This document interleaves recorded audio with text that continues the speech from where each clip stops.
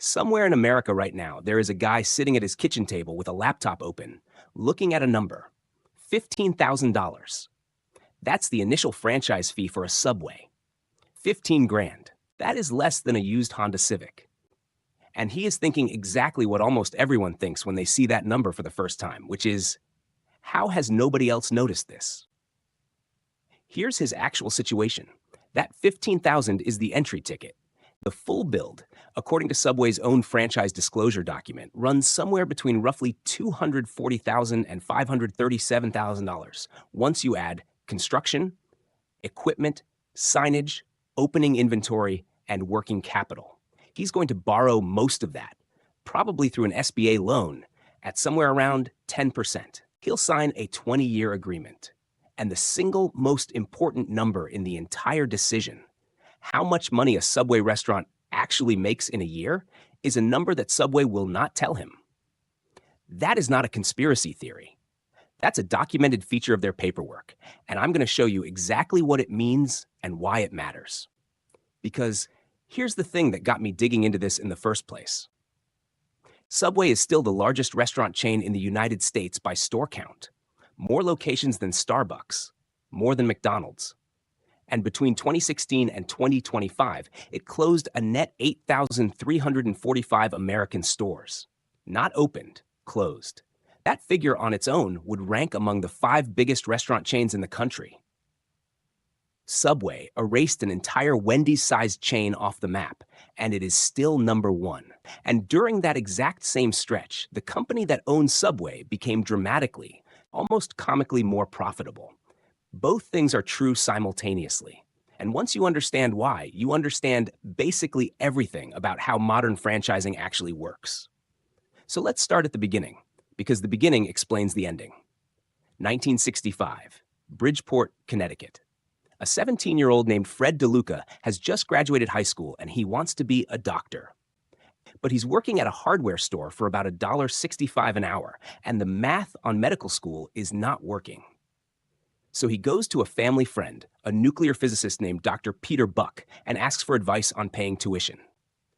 Buck's advice was not, here's a loan for school. Buck's advice was, open a submarine sandwich shop, and he handed him $1,000. They called it Pete's Super Submarines. It became Subway in 1968. And by 1974, the two of them had 16 restaurants around Connecticut, which sounds like a triumph until you learn that their goal had been 32, and they were nowhere close. They were out of money and out of runway, so they made the decision that built the empire. They stopped opening stores with their own capital and started selling other people the right to open stores with theirs. That single pivot is the whole story, because when you franchise, your economics invert. You are no longer in the sandwich business. You are in the royalty business. Your revenue is a slice off the top of every store's sales, and your growth is not limited by how much money you have. It's limited by how many people you can convince to hand you theirs. And Subway was engineered to make that convincing easy. Compare it to McDonald's, where you might need $500,000 in liquid assets just to be considered. A Subway needs no drive-through, no fryers, no grease trap, no massive kitchen, no big lot. It fits in a 1,500 square foot inline strip mall bay next to a nail salon. Cheap to build, cheap to enter, easy to say yes to. It worked beyond anybody's imagination. In 2011, Subway passed McDonald's to become the largest restaurant chain on earth by unit count. By 2015, there were more than 27,000 Subways in the United States alone. And 2015 was the peak. It has declined every single year since. Now, the obvious explanation is that people stopped liking Subway. And sure, there's something to that. But the far more interesting explanation is that the math underneath the counter never really worked for the person behind it. And the structure of the business meant nobody upstream was strongly incentivized to notice. Let me show you the actual P&L. Subway charges franchisees an 8% royalty on gross sales. Then on top of that, a 4.5% advertising fund contribution. Also on gross sales. That's 12.5% off the top. And I want to be really precise about that phrase, off the top, because it's the entire ballgame. It is not 12.5% of profit. It is not calculated after rent. It is 12.5 cents of every single dollar that crosses that register, taken before the owner pays for a single slice of turkey, a single hour of labor, or a single month of rent. Whether the store makes money or loses money, that payment leaves. For comparison, Jersey Mike's charges around 6.5% royalty and 3% marketing. Subway's take rate is one of the highest in the entire quick service industry. So now the question is, 12.5% of what? This is where we hit the wall I mentioned earlier. In a franchise disclosure document, there's a section called Item 19, the financial performance representation. It's where a franchisor gets to tell you what its stores actually earn. It is optional. Most serious brands include it because if your numbers are good, showing them is your best sales pitch. Jersey Mike's publishes theirs. Subway does not include an Item 19. The largest restaurant chain in America will not put in writing what one of its restaurants makes. So we go around them. The market research firm Circana tracks this stuff independently, and their 2026 restaurant rankings put Subway's average unit volume at roughly $500,000 a year. Other industry estimates land a bit under that, in the $470,000 range. $500,000 sounds like a lot until you put it next to literally anyone else. Circana ranked the 50 biggest restaurant brands in America by average unit volume. Chick-fil-A does about $7.2 million per store. Texas Roadhouse, $7.9 million. Cheesecake Factory, $12.8 million. Raising Cane's, $6.3 million. Jersey Mike's, about $1.4 million. Nearly 3 times a Subway, selling essentially the same product to the same person at lunch. Out of those 50 brands, Subway ranked 50th, dead last. The most locations in the country and the least revenue per location of any major chain measured. Okay, so let's actually run the store. $500,000 in sales, which is right at average. Royalty and ad fund, 12.5%. That's $62,500. Gone before anything else happens. Food and paper costs in a sandwich shop run around 30%. Call it $150,000. Labor, and this is the number that has moved hardest in the last 5 years, runs somewhere around 28%, so $140,000. Rent and occupancy, roughly 10%, $50,000. Then the miscellaneous pile, utilities, insurance, POS fees, credit card processing at 2.5 to 3.5% of card sales, repairs, uniforms, small wares, call it 6%, $30,000. Add all that up, and you're left with somewhere in the neighborhood of $67,000. And that $67,000 is before taxes, before debt service on the loan that built the store, which on a $300,000 SBA note can eat $30,000 to $40,000 a year. And before you pay yourself anything for the 50 or 60 hours a week you're standing behind that counter, because at these volumes, most single store owners are working shifts, not managing from an office. The industry estimates I found for what a typical Subway owner actually takes home cluster between $30,000 and $75,000 a year, with real spread on both ends. There's an old line in franchising for this outcome. You didn't buy a business, you bought yourself a job. And in a lot of cases, a job that pays less than the general manager position at the Chick-fil-A across the parking lot. Now, here's what I think is the genuinely fascinating part, and it's the part that explains the closures. If you're the franchisor, notice what does not appear anywhere in that P&L I just walked through. Your revenue is a percentage of gross sales. It doesn't matter whether that store cleared $67,000 or lost $20,000. Your check is the same, which means the way you grow is not by making each store more profitable. It's by having more stores, ringing more gross sales. So for decades, Subway opened more stores, aggressively, including in a lot of markets right down the street from stores it had already sold to somebody else. Franchisees have complained about oversaturation for years, and it's cited by industry press as one of the primary drivers of the chain's low unit volumes. When 2 Subways split one neighborhood's lunch traffic, total system sales might hold up fine. The franchisor is fine. The 2 owners are cutting each other in half.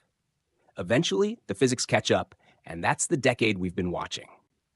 Here are the current numbers. Subway ended 2025 with 18,773 U.S. restaurants after a net loss of 729 units in 1 year. That's the 10th consecutive year of decline and the steepest drop since 2021. Since the start of 2021 alone, the footprint has shrunk by 3,417 restaurants. And there's a detail buried in that filing that I found genuinely wild. Subway opened 499 locations in 2025, but more than half of those openings were stores that had been temporarily closed in previous years and came back online. As of the last day of 2025, another 792 locations were sitting temporarily closed. Roughly 800 dark stores in the system at once. For 2026, the company is projecting about 100 new U.S. openings. 100 openings against closures that have run in the hundreds every year for a decade. So the empire is contracting. Which brings us to the plot twist. In August 2023, the DeLuca and Buck families sold Subway to Roark Capital, an Atlanta private equity firm, for around $9.6 billion. The FTC held it up for months looking at whether Roark would have too much of the sandwich market, since Roark already controlled Jimmy John's through Inspire Brands, along with Arby's, Dunkin', Sonic, Baskin-Robbins, and Buffalo Wild Wings. The deal closed April 30th, 2024. 60 years of family ownership, over. Now watch what happened to the franchisor's profits while the store count kept falling. In 2023, Subway reported net income of $15 million. In 2024, $397 million. In 2025, $688 million. That is roughly a 46-fold increase in 2 years, in a system that was shrinking the entire time. And here's the kicker. Total franchise revenue actually went down more than 6% in 2025 to $767 million, because royalties fell along with the store count. Revenue down.